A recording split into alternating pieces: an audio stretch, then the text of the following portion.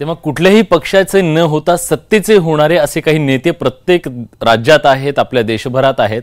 पण असे काही आयाराम भाजपमध्ये आले निवडणुकीच्या नंतर। मोदी लाटेमध्ये आपण पण तरुण निघू असं त्यांना वाटलं आणि ते भाजपमध्ये आल्यानंतर ते आता अस्वस्थ असल्याची चर्चा आहे। ते नेते कोण आहेत आपण एक नजर टाकतोय। भाजपमधले अस्वस्थ आयाराम आपण बघतोय। राष्ट्रवादी काँग्रेसमधून भाजपमध्ये आले विजय कुमार गावित आले। खरं तर नंदुरबार मधले ते ज्येष्ठ नेते मंत्री राहिलेले होते मागच्या सरकारमध्ये, ते भाजपमध्ये आले। राजेंद्र गावित काँग्रेसमधून भाजपमध्ये आले, ऐन निवडणुकीच्या तोंडावर लोकसभा निवडणुकीच्या तोंडावर आले, खासदार सुद्धा झाले। त्याच्यानंतर संजय काका पाटील सांगलीमध्ये राष्ट्रवादी काँग्रेसमध्ये होते ते आणि ते पुन्हा भाजपमध्ये आले, भाजपमध्ये येऊन सांगलीचे खासदार सुद्धा झाले। त्यानंतर राजहंस सिंग मुंबईतले काँग्रेसचे नेते भाजपात डायरेक्ट दाखल झाले। राष्ट्रवादीचे मंत्री असलेले बबनराव पाचपुते हे सुद्धा भाजपमध्ये आले आणि पनवेलमधलं रायगडमधलं एक मोठं नाव म्हणजे प्रशांत ठाकूर हे सुद्धा भाजपमध्ये आले आणि आमदार झाले। त्याचबरोबर आणखी मोठी नावं ही की सुनील देशमुख अमरावतीचे असतील, किसन कथोरे असतील किंवा निरंजन डावखरे। काही दिवसांपूर्वीच निरंजन डावखरे आले, विधान परिषदेला ते उभे राहिले आणि निवडून सुद्धा आले।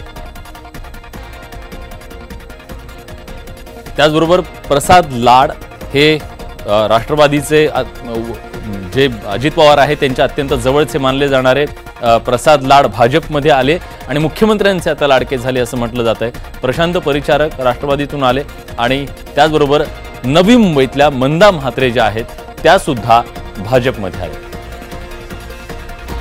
आणखी काही नावं राहुल कुल राष्ट्रवादीतून रासपत गेले, रासपतून ते आमदार म्हणून निवडून आलेले आहेत। तर राष्ट्रवादी काँग्रेसकडून 2014 मध्ये लोकसभेची निवडणूक लढवणारे सुरेश धस सुद्धा राष्ट्रवादी काँग्रेसमधून ते भाजपमध्ये आले।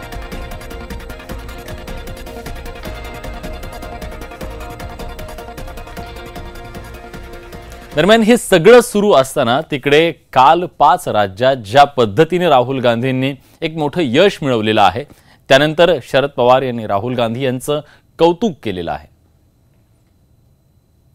काँग्रेस पक्षामध्ये आज हा जो नेतृत्व नव्या पिढीकडे सोपवलेला आहे, काँग्रेस पक्षाचं मी म्हणतोय, त्या काँग्रेस पक्षाच्या या निर्णयाच्या संबंधीची भूमिका लोकांनी स्वीकारलेली आहे हे आपल्याला स्वच्छ दिसतं। राजकारणाची नसन-नस ओळखणाऱ्या शरद पवारांचं हे वक्तव्य अतिशय बोलकं आणि राजकीय वाऱ्याची दिशा आणि दशा सांगणार आहे। मध्य प्रदेश, राजस्थान आणि छत्तीसगडमध्ये राहुल गांधींच्या नेतृत्वाखालील काँग्रेसनं भाजपच्या तोंडून विजयाचा घास हिसकावून घेतलाय आणि कालपर्यंत राजकीय विरोधक आणि दुखावलेल्या स्वकीयांच्या निशाण्यावरील राहुल गांधींवर स्तुतीसुमनांचा वर्षाव सुरू झालाय। मात्र राहुल गांधींचं कौतुक करताना शरद पवार अजूनही सावध भूमिकेत आहेत आणि त्यांच्या पंतप्रधान पदाच्या संभाव्य उमेदवारीवर बोलणं खुबीनं टाळताना दिसतंय। राहुल गांधी एक बड़े नेता के रूप में उभरे, क्या वो महागठबंधन के पीएम कैंडिडेट हैं सर?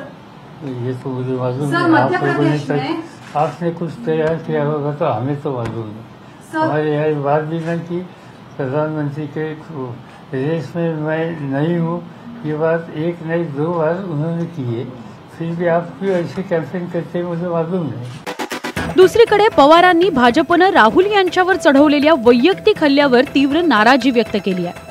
राहुल गांधी हे 4 टर्म पार्लमेंटमध्ये आहेत, 3 किंवा 4 टर्म, त्यामुळे कोणते एखादा नवीन कार्यकर्ता आलेला असं चित्र नाही आहे आणि म्हणून 2, 3, 4 टर्म जो पक्षाचा कधी जनरल सेक्रेटरी होता, अध्यक्ष म्हणून काम करतोय, नेतृत्व करतोय, याच्या संबंधी धोरणात्मक टीका टिप्पणी केली तर मी समजू शकतो, पण तो परफॉर्मन्स होतं काय म्हण आणि म्हणून ही जी सवारी वगैरे करण्याची भूमिका घेतली ती लोकांना पसंत पडलेली नाही हे त्याच्यातनं स्पष्ट दिसतं।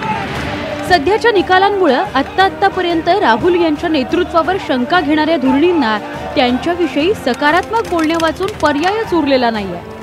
मात्र राहुल गांधींचं नेतृत्व मान्य करताना अजूनही दिग्गज ताक फुंकूनच पितायत। त्यामुळे राजकारणातील मातब्बरांच्या आणि जनतेच्या मनात कायमचा ठसा उमटवण्यासाठी राहुल गांधींना अजून बराच टप्पा पार करावा लागणार आहे। सागर कुलकर्णी, न्यूज 18 लोकमत, मुंबई।